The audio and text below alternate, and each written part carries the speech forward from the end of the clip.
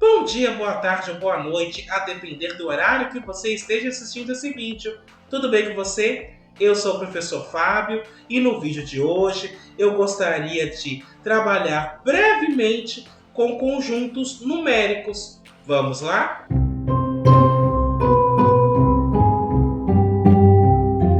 Antes de mais nada, eu vou pedir que você faça os 3 Cs, que é curtir, aproveita, deixa o seu like agora que você já não esquece, e ao mesmo tempo você avisa o algoritmo que você deseja consumir mais conteúdos desse tipo. O segundo C, que é comentar, ou seja, utiliza a área dos comentários para continuar dialogando comigo, apresentando suas dúvidas ou mesmo dando sugestões a respeito de outros assuntos que você gostaria que fossem abordados neste canal. E, caso você goste desse vídeo, faça o terceiro C, que é compartilhar, ou seja, compartilhe com seus amigos, compartilhe com seus colegas, compartilhe com aquela pessoa que queira aprender um pouco mais de matemática. Além disso, vou pedir para você clicar no sininho, se inscrever e ativar as notificações. Desta forma, toda vez que sair um vídeo novo neste canal, você será avisado. O objetivo deste vídeo, em particular, é discutir um pouco a respeito dos conjuntos numéricos. Perceba que aqui não será abordada a teoria de conjuntos de caráter geral. Caso você queira ver um pouco mais de conjuntos, mas um sentido mais amplo, eu vou deixar aqui no alto da tela um card para a playlist que trata da teoria de funções elementares. E nessa playlist tem alguns vídeos que tratam de conjuntos e também das operações com conjuntos, mas aí feito em caráter geral. Aqui a ideia é abordar os conjuntos que envolvam números. E a perspectiva é mostrar quais são esses conjuntos, pelo menos os principais conjuntos numéricos, bem como mostrar como é que eles foram pensados e dar uma ideia de por que eles foram pensados desta forma. Então, sem mais delongas, passemos aos nossos estudos. Veja, o primeiro conjunto numérico que iremos abordar é o conjunto dos números naturais. O símbolo que nós utilizamos é n, e este n, na realidade, vem de naturalis, que quer dizer natural só que em latim, ou ainda de natural, que quer dizer natural em inglês. Então a ideia de usar o símbolo n é justamente porque é a inicial desta palavra, tanto se eu estou escrevendo em inglês ou escrevendo em latim. E este conjunto é o conjunto formado pelos números 0, 1, 2, 3, 4 e assim por diante. Como é que se define o conjunto dos números naturais de maneira mais rigorosa? A partir do 0, o próximo número natural eu obtenho somando 1 ao antecessor. Ou seja, 0 eu entendo que é o primeiro número. Para pegar o segundo eu faço 0 mais 1, 1. Para pegar o próximo, 1 mais 1, 2. O próximo, 2 mais 1, 3. E assim por diante. E aqui eu quero fazer uma ligeira observação. Há uma grande discussão na matemática a respeito do fato de se o 0 é um número natural ou não. E o que se convencionou ao longo da história é o seguinte. Veja, quando a matemática surge lá na Mesopotâmia, você encontra problemas que envolvem contagens. E ninguém conta a partir do 0. Na realidade, quando você fala de quantidades, você utiliza um estojo, 2 bandeiras, 3 reais, 4 medalhas e assim por diante. Ou seja, você vai usar os números 1, 2, 3, 4, 5 para representar quantidades. E nesse sentido, o 0 não era utilizado para isso. Na realidade, o surgimento do 0 acontece bem depois do surgimento da matemática e da ideia de contagem. Quando o 0 aparece, uma pergunta que se faz é: o 0 é um número natural? E a convenção que se adota é a seguinte: quando nós estamos trabalhando com algo que advém da teoria de conjuntos, eu aceito o zero como número natural, porque neste caso o zero vai representar a quantidade de elementos do conjunto vazio. Por outro lado, se eu estiver trabalhando com a teoria dos números, aí neste caso o zero não é natural, porque o zero não vai poder ser chamado de número primo ou número composto, não dá para falar que o zero é positivo ou negativo, você tem problemas em dividir números pelo zero e assim por diante. Então, no caso de algo que vem da teoria de conjuntos, zero é natural. É o que acontece aqui, já que estamos trabalhando no contexto de conjuntos numéricos. Agora, se eu estiver trabalhando com teoria dos números, via de regra, o zero não é considerado natural. Na dúvida, o que eu recomendo é que, se você estiver assistindo uma videoaula, você pergunte ao criador daquele conteúdo, se for necessário, se ele considera o zero como natural ou não. E, na grande maioria dos livros, logo no começo, quando surge a necessidade de trabalhar com zero, eles já fazem a observação, o autor já vai falar se está considerando zero natural ou não. Ou seja, como há uma convenção a respeito do zero, é importante verificar em qual contexto ele está sendo abordado.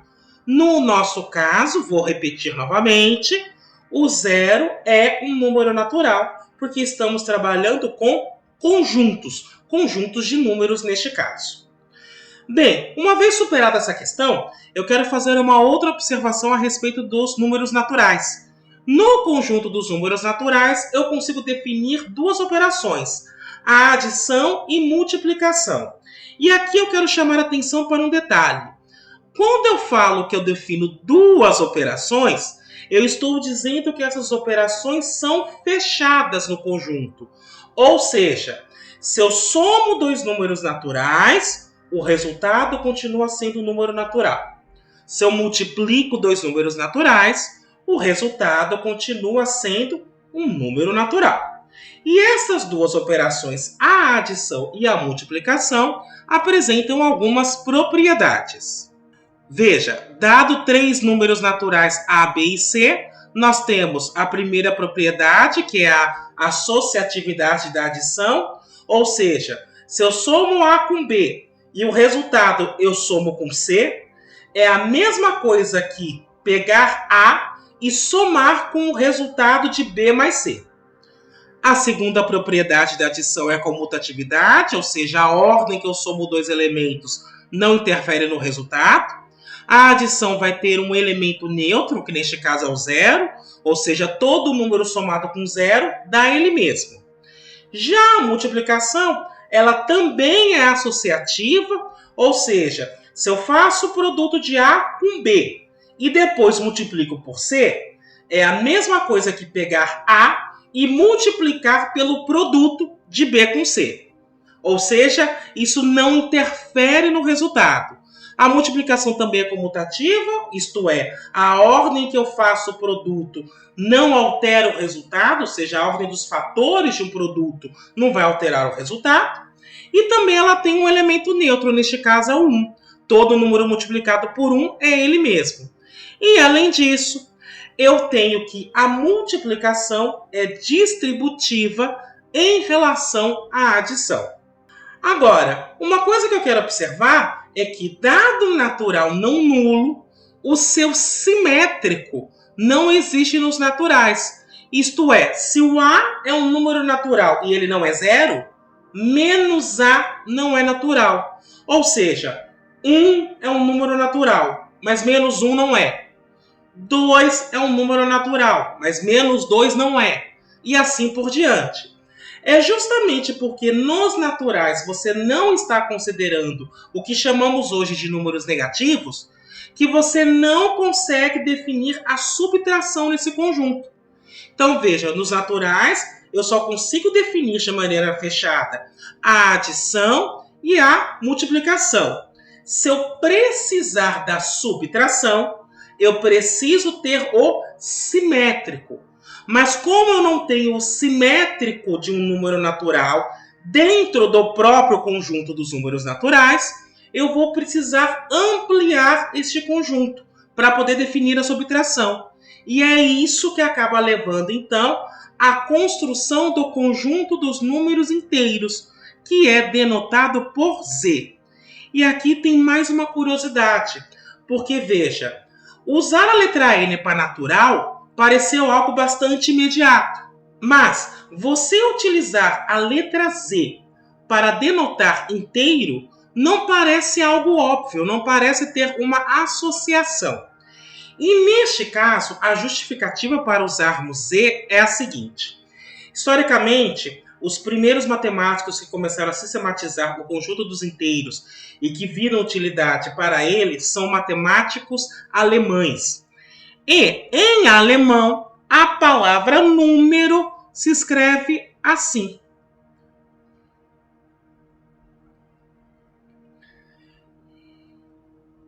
E nós lemos Zahlen. Então, como Zahlen representa número em alemão, e foram os matemáticos alemães que consideraram os naturais acrescido dos números negativos como conjuntos de números, nós adotamos a inicial Z como representante do conjunto dos números inteiros. Ou seja, a inicial Z é o começo da palavra número em alemão. É por isso que adotamos Z para inteiros. E dentro do conjunto dos inteiros, como eu disse, você tem os naturais, mas os simétricos, os naturais não nulos, ou seja, menos 1, menos 2, menos 3. Nesse conjunto, nós conseguimos distinguir 3 subconjuntos notáveis. O primeiro é o conjunto dos inteiros não negativos, indicamos por Z+, que são o conjunto dos naturais. Vai ter o 0, 1 e o 2. O segundo é o conjunto dos inteiros não positivos, indicamos por Z-, aí você tem todos os números negativos e o 0. E por fim, o conjunto dos inteiros não nulos, que é denotado com este asterisco, que significa pegar todos os números inteiros e excluir o 0. Além das propriedades dos naturais, nós podemos acrescentar o seguinte. Dado um número inteiro A, eu consigo um elemento menos A, de maneira que quando eu faço A somado com menos A, isso sempre vai dar 0. Esse menos A é o que é chamado de simétrico ou oposto da adição. E é por causa dele que no conjunto dos inteiros, além da adição e da multiplicação, você consegue definir a operação de subtração. E como é que se define a subtração? Nós vamos falar que A menos B é A somado com o simétrico do B, desde que, evidentemente, A e B sejam números inteiros. Ainda, uma coisa que nós podemos observar a respeito dos números inteiros é que eles podem ser representados sobre uma reta orientada a partir do seguinte procedimento. Eu vou pegar uma reta, vou estabelecer um sentido positivo, um sentido negativo e uma origem que vai representar o número 0. A partir do 0, eu vou pegar um segmento unitário, que eu vou chamar de U. Este segmento tem que ter comprimento não nulo, cuja extremidade passará a representar o inteiro 1. Ou seja, esse segmento unitário é um parâmetro para me indicar o que eu vou entender como tamanho 1 na reta.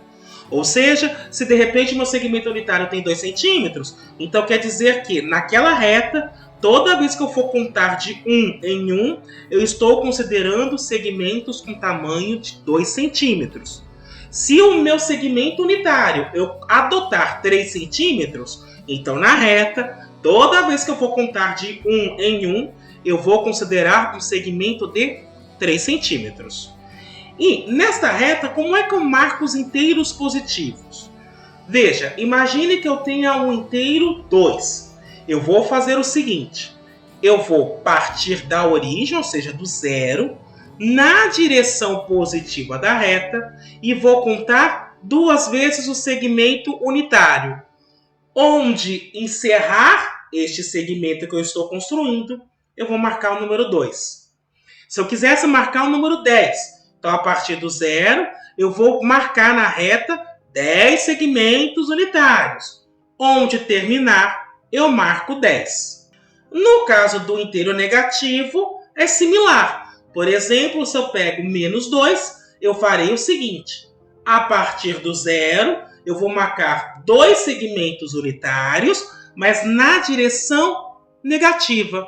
Onde ele terminar, eu vou marcar o menos 2. Deixe-me desenhar a reta para que fique mais claro esta ideia. Então aqui você tem uma reta. Eu vou adotar como sentido positivo indo da esquerda para a direita e sentido negativo da direita para a esquerda. Então veja, se eu quero marcar o 1, eu vou pegar meu segmento unitário de tamanho U e onde termina este segmento, olhando para o sentido positivo, eu marco 1.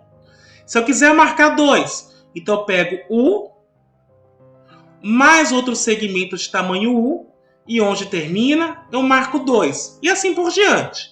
No caso negativo, eu vou olhar para a direção negativa desta reta. Então, se eu quero marcar menos 1, eu pego o segmento unitário, então aqui está U, na direção negativa, onde ele termina, eu marco menos 1.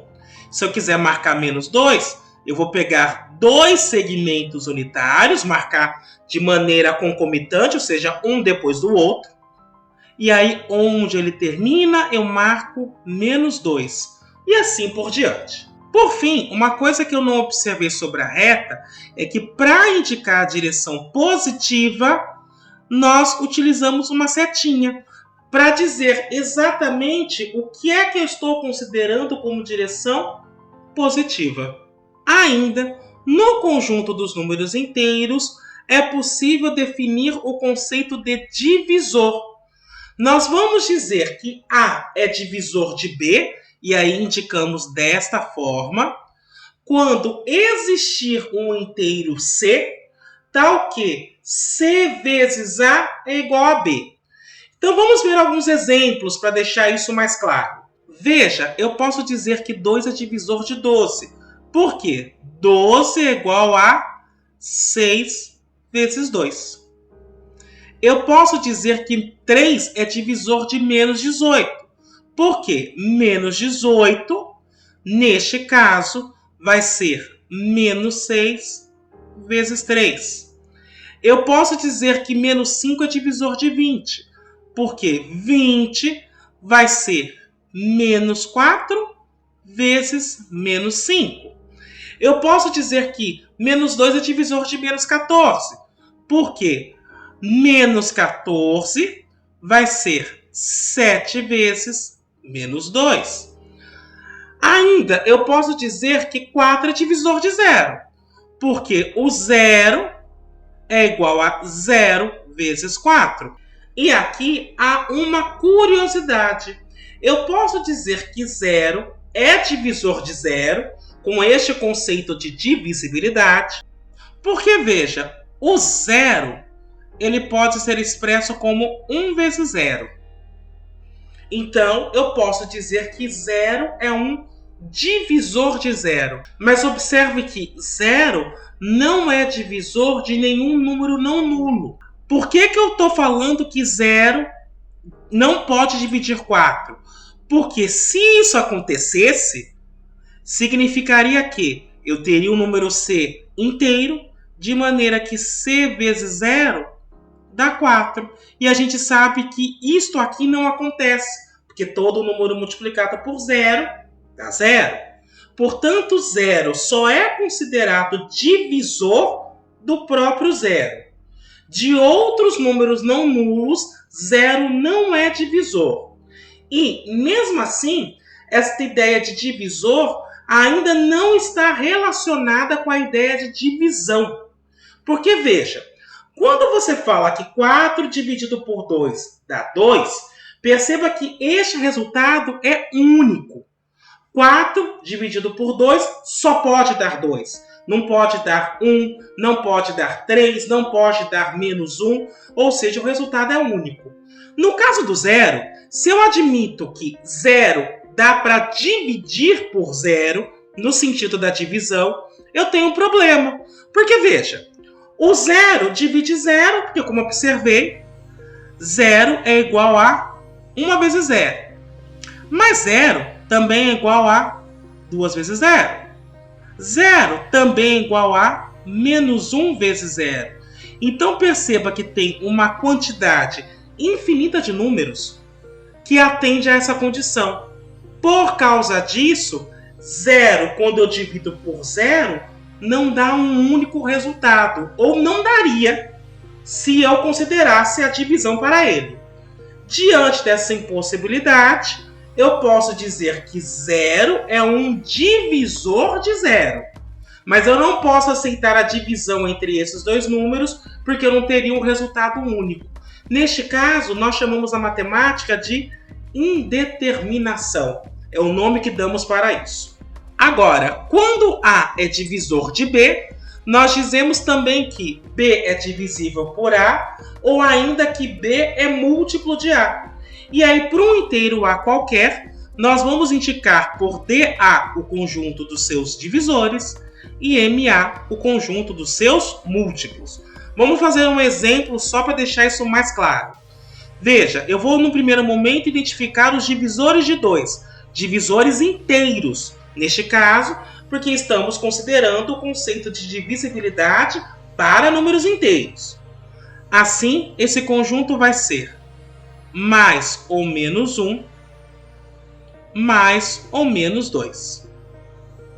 No caso de divisores de menos 3, vai ser mais ou menos 1, mais ou menos 3.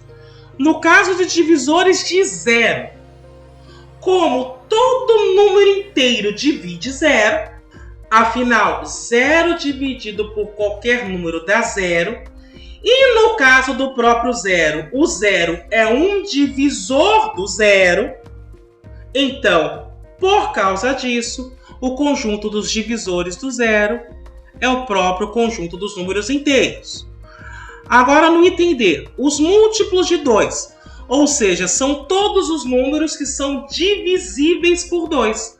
Então, eu teria 0, mais ou menos 2, mais ou menos 4, e assim por diante. Múltiplos de menos 3, eu teria o 0, mais ou menos 3, mais ou menos 6, e assim por diante. Agora, no caso dos múltiplos de zero, são todos os números que aceitam o zero como divisor. Neste caso, o único número que tem essa característica é o próprio zero. Ainda no conjunto dos números inteiros, nós podemos conceituar o que é número primo. Então, no primeiro momento, para termos o número primo, ele não pode ser 0, ele não pode ser 1 e ele não pode ser menos 1. Tirando esses três números, eu vou dizer que um número é primo quando os seus divisores forem mais ou menos 1, mais ou menos ele mesmo. Então, nesse sentido, o número 2 é primo, porque os divisores são mais ou menos 1, mais ou menos 2. O menos 2 também. O 3 é o número primo. Menos 3 também. 5, menos 5, 7, menos 7, e assim por diante. Há uma infinidade de números primos. Quando o número não é primo, nós chamamos então de número composto. Evidentemente, para falar de número composto, eu estou tirando o 0, o 1 e o menos 1, já que eu desconsidero esses três números para definir o que é número primo. Ainda, dado um número inteiro que não seja 1 ou não seja menos 1, o que nós temos é que 1 dividido por Q não é um número inteiro. Por exemplo, eu vou fazer aqui no alto 1 sobre 2. Se isto aqui fosse um número inteiro, o que eu estou dizendo é que existiria um número C, de maneira que C vezes 2 desse 1. E nós sabemos que não existe um número inteiro que satisfaça essa condição. Então, 1 sobre 2 não é inteiro. O mesmo seria para 1 sobre 3, 1 sobre 4, 1 sobre 5 e assim por diante. Perceba que no caso do 1, 1 dividido por 1 dá o próprio 1. E 1 dividido por menos 1 dá menos 1. Veja, por causa disso, nós não conseguimos definir a divisão nos inteiros. Ou seja, não dá para dizer que, pegando dois números inteiros e dividindo esses dois números, o resultado continua inteiro. É justamente por isso que nós fazemos a ampliação. Perceba, começamos com os naturais, por causa da subtração, ampliamos para os inteiros, e agora, por causa da divisão, nós vamos ampliar para um conjunto maior, que é o conjunto dos números racionais. O conjunto dos números racionais, denotado por Q, o Q na realidade vem de quotient, que é quociente em inglês, então eu uso a inicial dessa palavra, e esse conjunto vai ser formado pelos pares ordenados, ou frações, da forma A sobre B, onde A é um número inteiro, mas o B precisa ser um inteiro não nulo. E essa observação acontece por causa daquilo que eu comentei antes a respeito de zero ser o divisor de um número, da impossibilidade de você considerar a divisão por zero. E, para essas frações, nós adotamos as seguintes definições. Primeiro, duas frações são iguais se A vezes D for igual a B vezes C. Ainda, aqui está a fórmula para a soma de frações e aqui está a maneira como multiplicamos frações. Então perceba, com essas definições, nós temos uma adição que funciona de maneira similar ao que acontece com os naturais e os inteiros. A multiplicação também funciona de maneira similar ao que acontece com os naturais e inteiros. E a subtração funciona igualzinho com o que acontece com os números inteiros. Ainda, no conjunto dos racionais, nós vamos destacar três subconjuntos. O Q+, que é o conjunto dos racionais não negativos, ou seja, os racionais positivos e o zero. O Q-, que é o conjunto dos racionais não positivos, ou seja, os racionais negativos e o zero. E o Q', que é o conjunto de todos os números racionais, exceto o número zero. Na fração A sobre B, o A nós chamamos de numerador e o B nós chamamos de denominador. Se por acaso A e B forem primos entre si, ou seja, o maior número positivo que divide A e B ao mesmo tempo é 1, então, neste caso, nós dizemos que a fração é irredutível. Uma forma de indicar os primos entre si é dizer que o MDC entre eles é igual a 1. Mas entenda, eu estou dizendo que o maior inteiro positivo que divide A e B ao mesmo tempo é 1. Nessas condições, a fração A sobre B é chamada de irredutível. Portanto, 2/7, 4/9, 8/13 são todas irredutíveis, mas 8/10 não é, porque perceba, o 8 e o 10 ambos podem ser divididos por 2.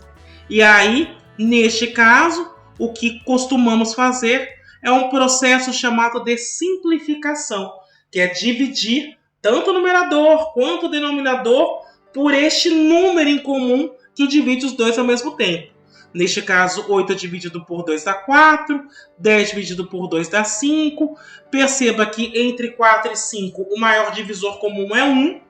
Então, daqui para frente, eu sou com uma fração irredutível.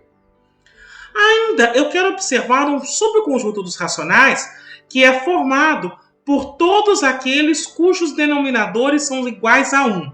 Ou seja, são os números da forma A sobre 1, onde A é inteiro.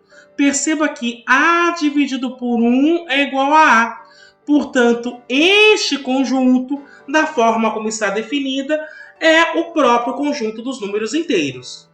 Assim, nós podemos dizer que os inteiros estão contidos nos racionais.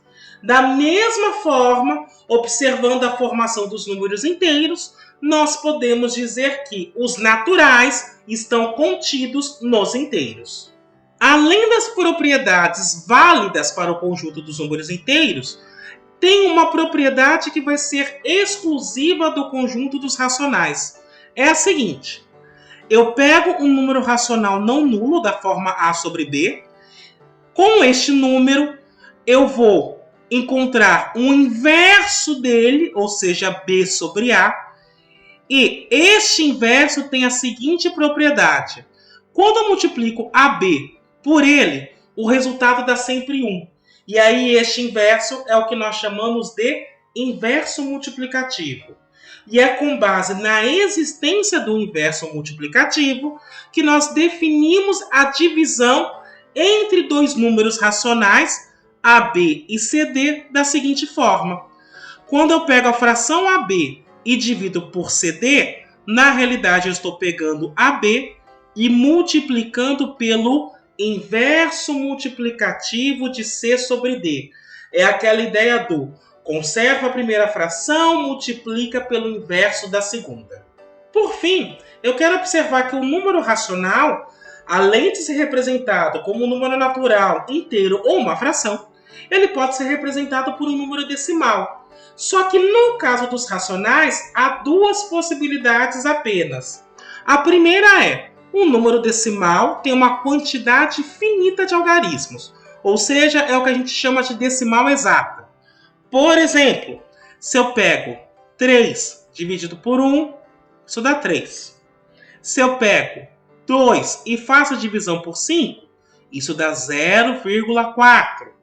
Se eu pego 1 e divido por 20, isso dá 0,05. Isso é o que eu chamo de decimal exata. Só que uma outra possibilidade é que o número decimal tenha uma quantidade infinita de algarismos, mas esses algarismos se repetem periodicamente. É o que a gente chama de dízima periódica.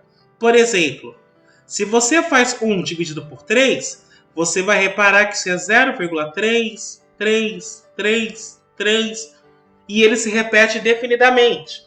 Se eu pego 2 e divido por 7, isso vai ser 0,28, 57, 14, mas a partir daqui repete 28, 57, 14 e assim por diante.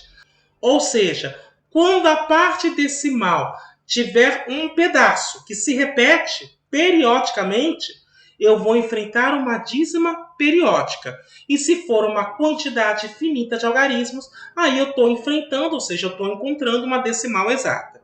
Esses dois números também são números racionais. Eles advêm das frações. Agora, perceba que nos racionais define-se adição, subtração, multiplicação e divisão. No entanto, nem toda operação é possível de ser feita no conjunto dos racionais. Por exemplo, se eu tenho um número racional da forma A sobre B e um natural n maior ou igual a 2, nem sempre esta raiz é um número racional. Só para a gente ter um exemplo, eu vou considerar o caso de raiz de 2 e mostrar por que raiz de 2 não é um número racional. Veja, para provar isso, eu vou fazer o seguinte. Eu vou supor que raiz de 2 é um número racional. Então, se o raiz de 2 é um número racional, eu posso dizer que existe uma fração irredutível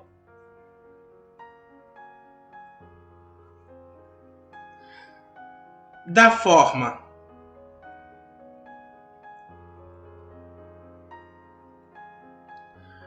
A sobre B, tal que raiz de 2 é igual a A sobre B. Perceba que raiz de 2 é escrito como uma fração. Se ela não for irredutível, você simplifica essa fração até o momento em que ela se torne irredutível. E aí uma coisa que eu quero chamar a atenção é que a simplificação de frações é um processo finito. Em um determinado momento, não importa a fração com a qual você esteja trabalhando, ela vai se tornar irredutível. Daí, perceba que se eu escrevo raiz de 2 igual a A sobre B, perceba que se eu elevo ao quadrado de um lado, automaticamente elevo ao quadrado do outro.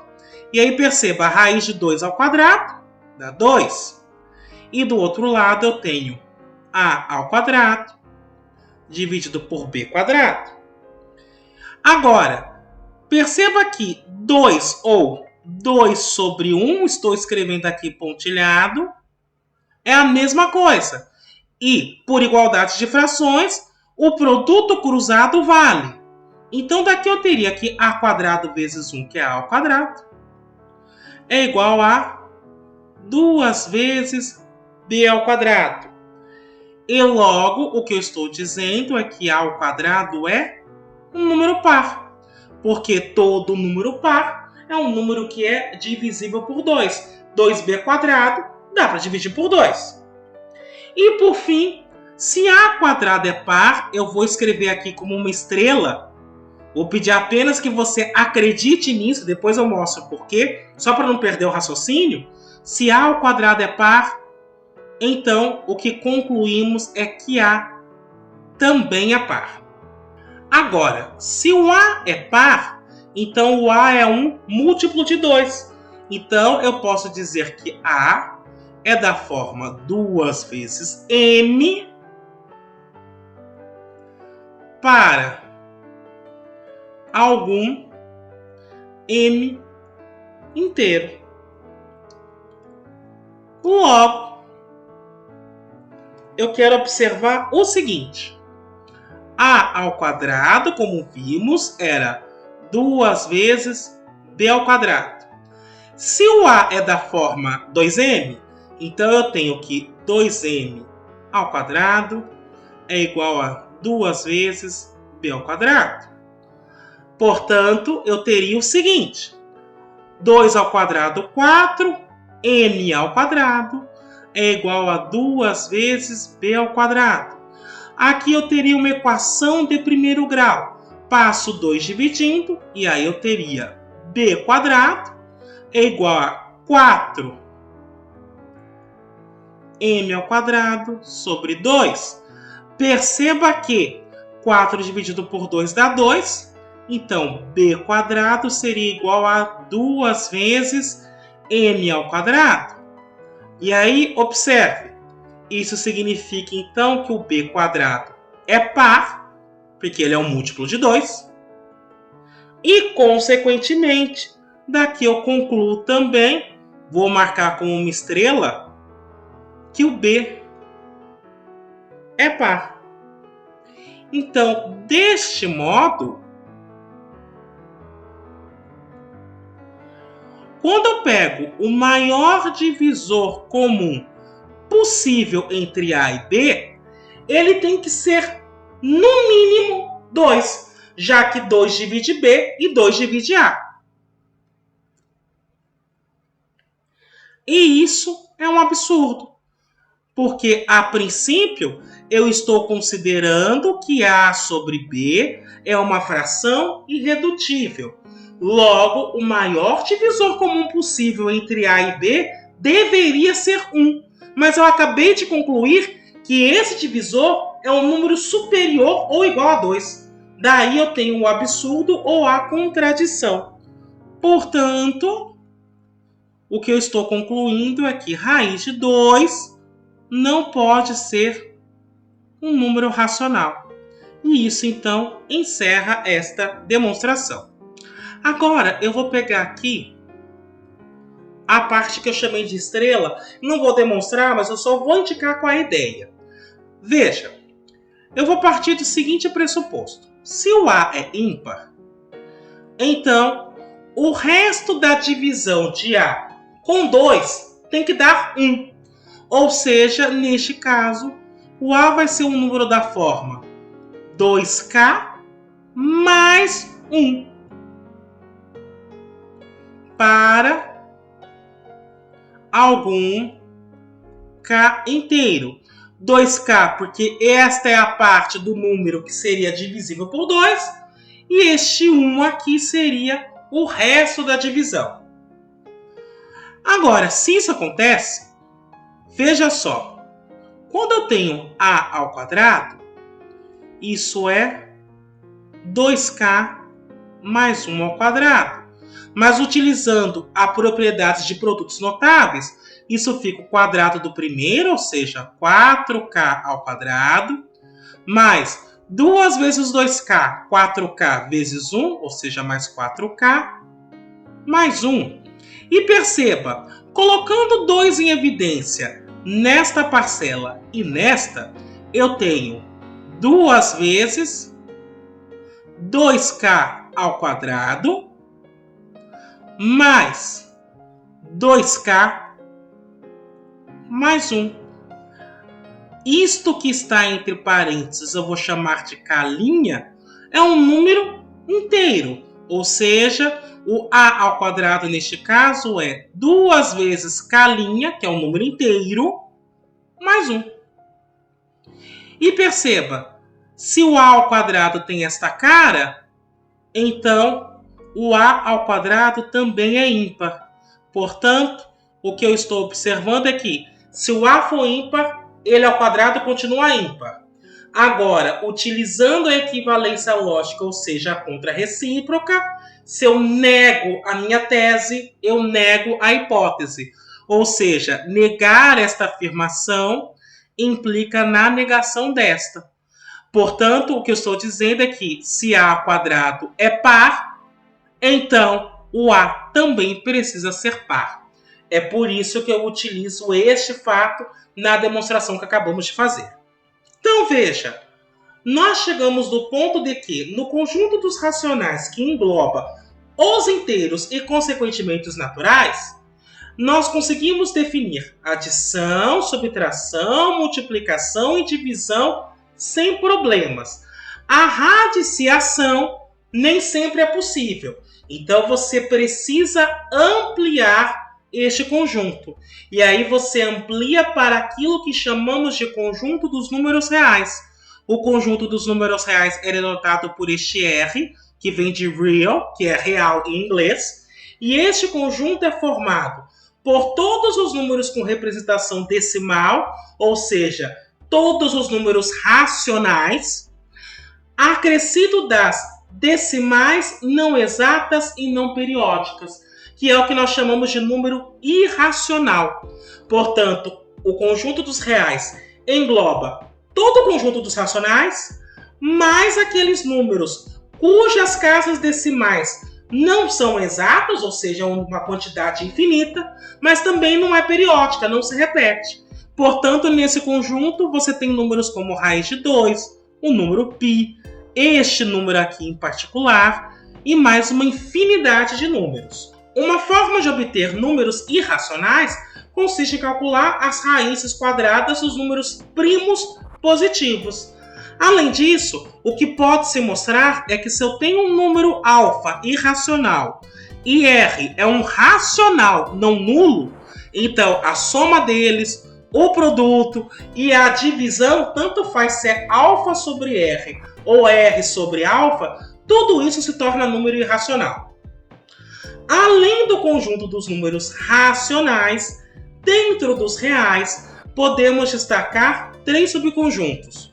O conjunto dos reais não negativos, que denotamos por R+, ou seja, todos os reais positivos e o zero. O conjunto dos reais não positivos, o R-, ou seja, todos os números negativos e o zero. E o conjunto dos reais não nulos, que é o conjunto de todos os números reais, tirando o zero. Além das propriedades definidas para os racionais, ou seja, de tudo aquilo que vale para os racionais, a operação de radiciação, que eu vou indicar desta forma, onde A é um número não negativo e o N é maior ou igual a 2, está bem definida dos reais. Ou seja, eu posso tirar raiz quadrada de 2, raiz quadrada de 3, raiz quadrada de 4, raiz quadrada de 1/4, raiz quadrada de 1/5, raiz cúbica de 1/6. Desde que eu esteja calculando a raiz de um número não negativo e o expoente tem que ser um número maior ou igual a 2. Desde que eu esteja considerando essas condições para a radiciação, o resultado vai ser sempre um número real.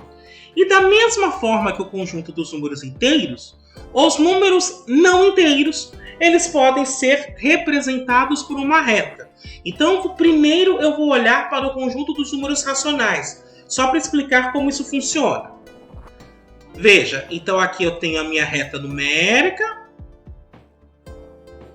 aqui está a origem, segmento unitário para indicar onde é o 1, e aí eu vou contando mais segmentos na parte positiva para marcar 2, 3 e assim por diante. Considero também esse mesmo segmento para marcar os números inteiros negativos. E no caso dos racionais, o que eu faço é o seguinte. Se eu quero, por exemplo, marcar meio, eu vou pegar o segmento unitário de 0 a 1, vou ver quanto que dá metade desse segmento, e aqui nessa extremidade eu marco meio. Se eu quero marcar menos 1,5, então eu considero de 0 até menos 1, menos meio segmento unitário, e aqui então eu marco menos 1,5. Se eu quiser marcar 2,2, então eu vou considerar um segmento, 2 segmentos, mais 0,2 segmentos, e na extremidade eu marco 2,2, e assim por diante. Acontece que se eu utilizo a reta numérica inteira para marcar os não inteiros, ou seja, eu estou marcando apenas os racionais, eu vou encontrar um monte de pontos dessa reta que não vai estar associada a racional nenhum. Então, estes pontos que não estão associados a racionais nenhum, eu vou associar aos irracionais. E aí eu vou ter uma reta numérica cheia, neste caso, e essa reta numérica cheia nós chamamos de reta numérica real. Então, aqui na reta numérica você vai ter os números inteiros, você vai ter os racionais, mas você também vai encontrar os irracionais, como, por exemplo, raiz de 2 está por aqui, ou menos raiz de 3 está por aqui e assim por diante. Para marcar esses pontos, você utiliza a aproximação. Por exemplo, raiz de 2 é aproximadamente 1,4. Então você localiza o 1,4 e marca perto dali. O raiz de 3 é aproximadamente 1,7, negativo menos 1,7. Então você localiza onde está este número e marca um ponto perto dali. Você marca esses pontos por aproximação. E uma coisa que eu quero observar é que na reta real é possível ordenar os números. Então veja, um número A, se eu considero o sentido positivo, defino isso, ele sempre vai ser menor que qualquer número que está colocado à sua direita e maior do que qualquer número colocado à sua esquerda. Então imagine que eu tenho o A aqui. Aqui eu vou marcar um ponto x2 e aqui eu vou marcar um número x1. Então o que eu estou dizendo? O x1, porque ele está à esquerda do A, é menor do que ele.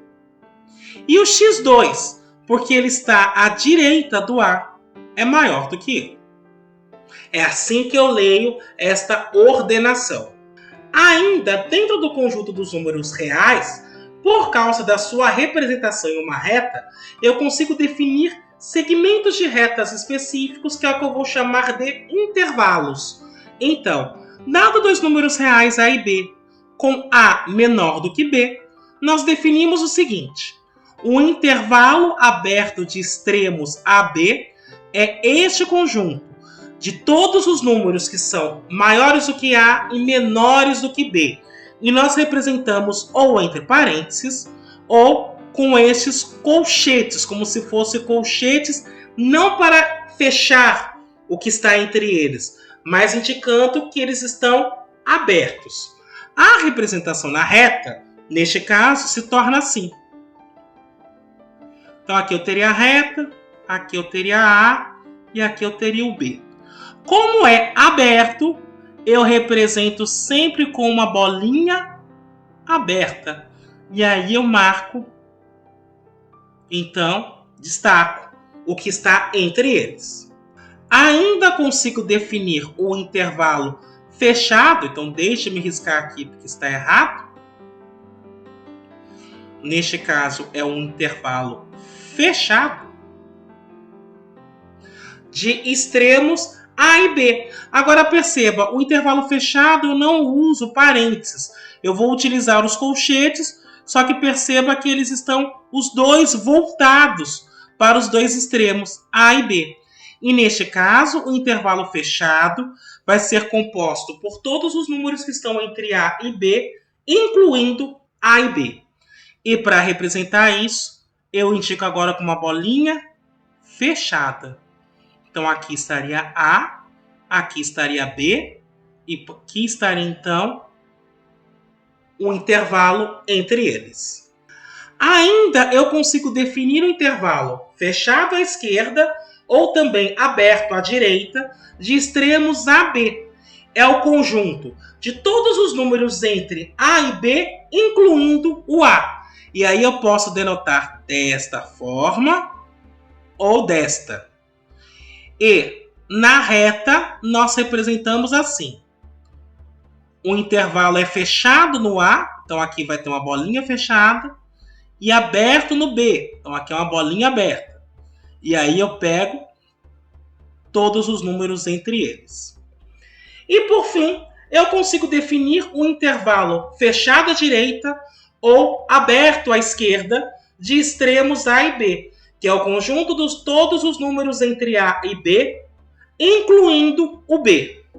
Então, para representar este intervalo, agora ele é aberto no A, ou seja, eu estou excluindo o A dele, então bolinha aberta, e fechado no B. E aí eu pego todo mundo entre eles. E eu denoto este intervalo ou com essa anotação ou com esta. A maioria das pessoas prefere utilizar o colchetes, porque só com colchetes você consegue indicar aberto, fechado, aberto à esquerda, aberto à direita.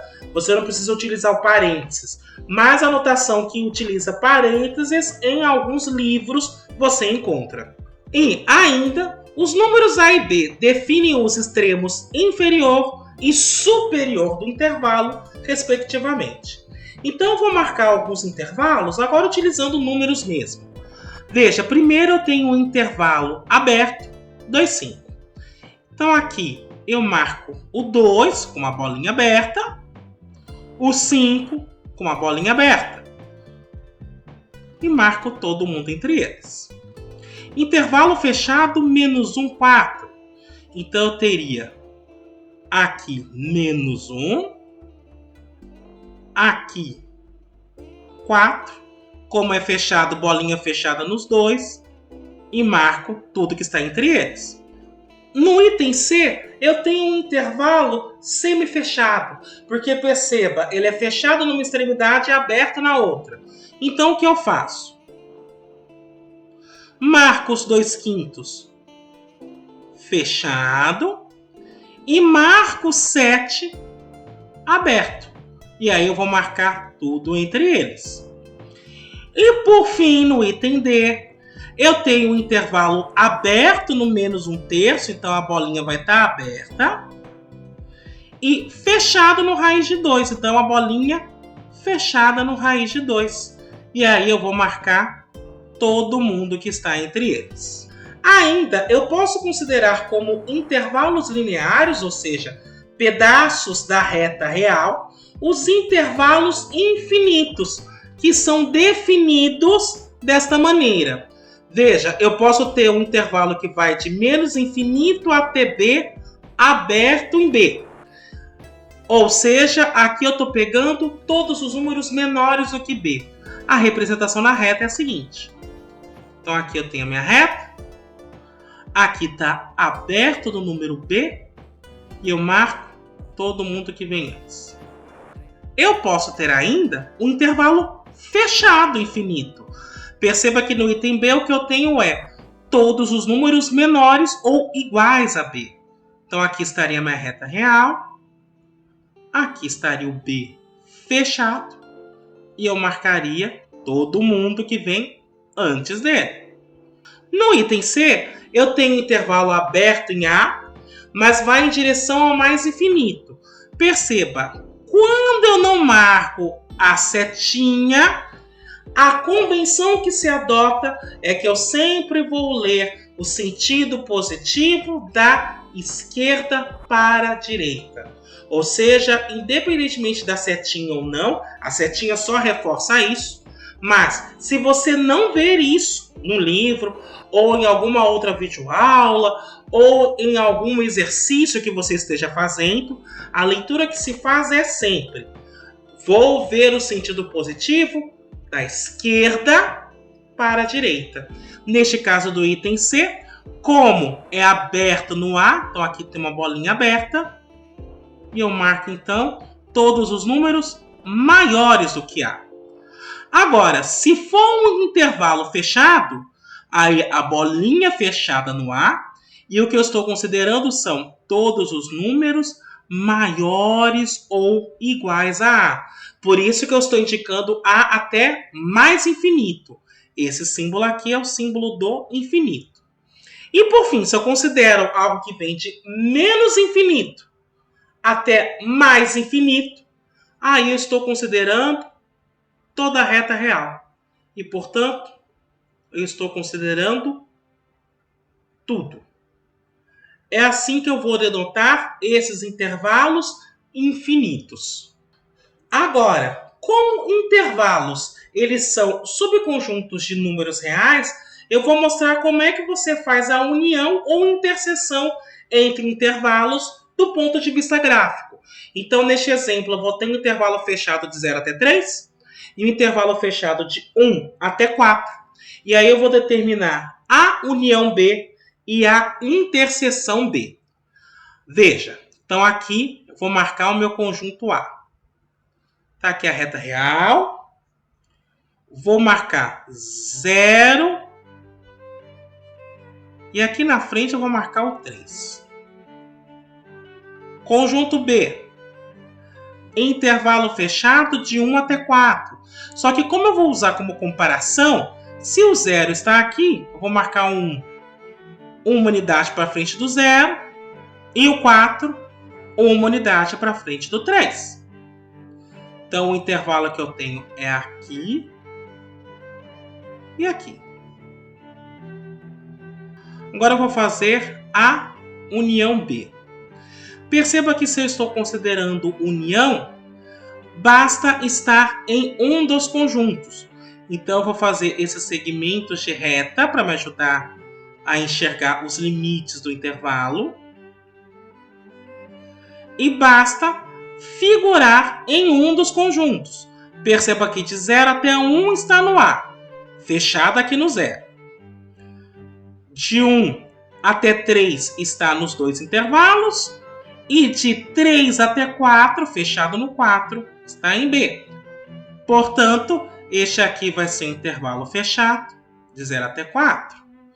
Agora, se eu quero calcular a interseção B, novamente eu vou fazer a reta, vou considerar os limites de cada intervalo, só que eu vou considerar apenas aquilo que tem em comum nos dois, tanto A quanto em B. Perceba que é somente a parte que vai de 1 até 3. Aqui incluindo 1 e incluindo 3, porque é fechado nos dois. Neste caso, então, este intervalo vai ser um intervalo 1, 3. É assim que eu faço união e interseção de intervalos do ponto de vista gráfico. Por fim, Uma coisa que eu quero observar a respeito dos números reais é que a operação de radiciação ela está definida sempre que A é não negativo. Agora, se o radicando é negativo e o índice da raiz é par, o radical não é um número real. Então, eu quero observar por que isso acontece. Então, vou fazer aqui um quadrinho só para ajudar a enxergar isso. Perceba, se o n for um número par, então o n vai ser da forma 2 vezes k, ele vai ser um múltiplo de 2, e isso para algum k inteiro. E agora eu quero chamar a atenção o seguinte, neste caso, x elevado a n acaba se tornando x elevado a 2k, que eu posso escrever utilizando propriedades de potência como x ao quadrado elevado a k. X ao quadrado sempre é um número maior ou igual a zero. Um número positivo elevado a um outro número sempre vai ser também maior ou igual a zero. Ou melhor, corrigindo, um número não negativo elevado a um outro número continua não negativo. Então, o que eu quero chamar a atenção, se de repente eu estiver calculando raiz quadrada de 4, faz sentido. Por quê? Quando eu falo que isso é um determinado x, eu estou dizendo que x ao quadrado é 4. Mas essa possibilidade faz sentido. Porque eu estou elevando o número ao quadrado, ele continua não negativo e eu estou dizendo que ele é igual ao número positivo. Não tem nenhum problema. Se eu estivesse calculando raiz oitava de 7, se eu falo que isso é um determinado x, isso faz sentido, porque este número significa dizer que x elevado a 8 é igual a 7. Então, esta afirmação não teria nenhuma inconsistência, já que x elevado a oitava é um número maior ou igual a 0. Não há nenhum problema aqui. Agora, se eu estou pegando raiz quadrada de menos 1, por exemplo, e falo que isso é um determinado x, aí eu tenho um problema, porque neste caso, esse x seria tal que x ao quadrado é igual a menos 1. E esta possibilidade não acontece nunca, porque não há nenhum número que elevado ao quadrado se torne positivo. Portanto, raiz quadrada de menos 1 não estaria definida nos reais. Na realidade, o que você consegue calcular no conjunto dos números reais são as raízes de números não negativos e, no caso dos números negativos, você só consegue calcular a raiz se o índice dela for um número ímpar. Ou seja, raiz cúbica de menos 1. Dá para calcular, isso é menos 1. Raiz quinta de menos 1. Dá para calcular, isso continua menos 1. Mas, por exemplo, raiz quarta de menos 8. Este número já não é mais um número real. É por causa disso que você faz a expansão do número real para o conjunto dos números complexos. Eu não vou entrar aqui em maiores detalhes como é que funcionam os complexos, mas o que é importante saber é que os complexos é uma expansão do conjunto dos reais e os reais formam um subconjunto dele. Assim, se eu for desenhar tudo isso em diagramas, nós temos o seguinte. Primeiro você vai ter aqui o conjunto dos números naturais, que por sua vez é um subconjunto dos inteiros, que por sua vez é um subconjunto dos racionais, que por sua vez é um subconjunto dos reais, que por sua vez acaba se tornando um subconjunto dos números complexos. É esta relação que existe entre os principais conjuntos numéricos. E, além disso, eu quero observar o seguinte. Se eu considero os inteiros e tiro os naturais, eu vou ter aquilo que eu chamo de número negativo. Se eu considero os racionais e tiro os inteiros, eu vou ter aquilo que eu chamo de racional não inteiro. E se eu tiver os reais e tiro os racionais, eu vou ter aquilo que eu chamo de irracional.